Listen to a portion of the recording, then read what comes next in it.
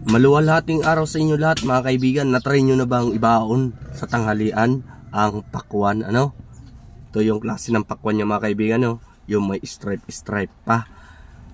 Ito pa lang inyong lingkod, OFW sa Pinas, si Mark, ang nagtitipid na manggawa dito sa Pinas. Pasimple-simple lang tayo sa trabaho at ordinaryong manggawa lang ako at sumasahod ng 456 kada araw. Kaya inugali kong magtipid araw-araw mga kaibigan.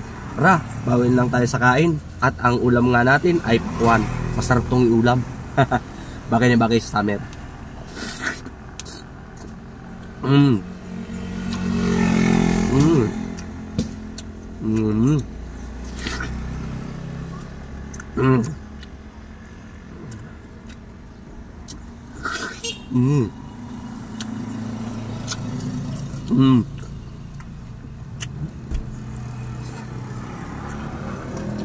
Ang tamis mga kaibigan. 50 ang kilo nito mga kaibigan. Hindi pa umabot ng ng 1 kilo to. Kaya 35 lang yung bili ko. Kaya tipid na tayo mga kaibigan. Tapos busog pa tayo nito to the max sigurado. No? Ang dami ng ulam natin. At na-enjoy pa natin yung summer.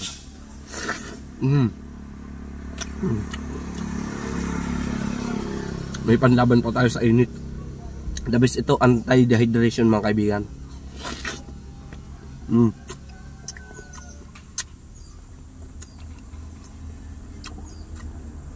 The best pang ulam, yummy to the max mga kaibigan. I-try nyo na, huwag kayong magkapoli.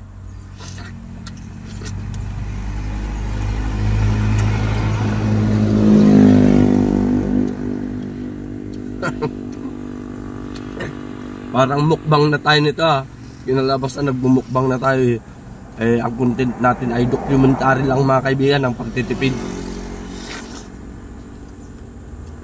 Hindi naman talaga tumukbang sarap.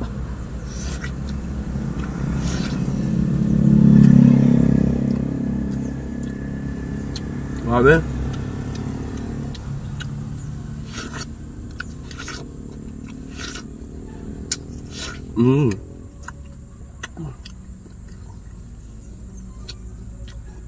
Ang sabaw pa lang talaga ang pakwan mga kaibigan. Parang paksiw.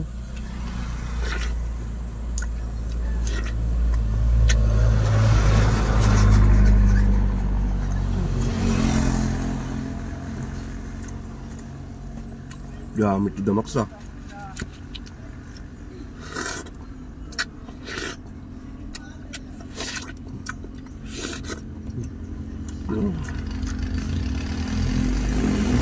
Grabe.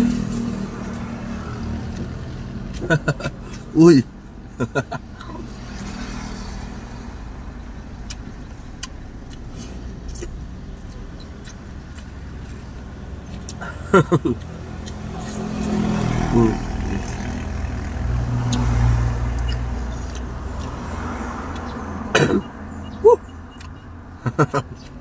Grabe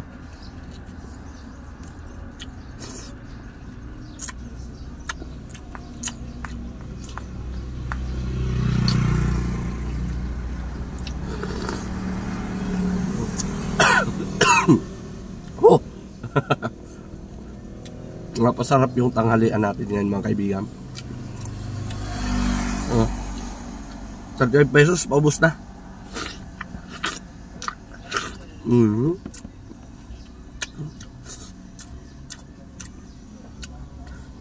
Solve na tayo sa ating tanghalian mga kaibigan. At sa muli, ito ang inyong lingkod, OFW sa Pinas, si Mark. At lagi ako nagpapalala, lagi lang tayo magtitipid dito sa Pinas para hindi tayo nababaon sa utang. At ang inyong lingkod ay isang uragon. Basta uragon, malupiton. Hanggang sa muli, that's all, mabuhay.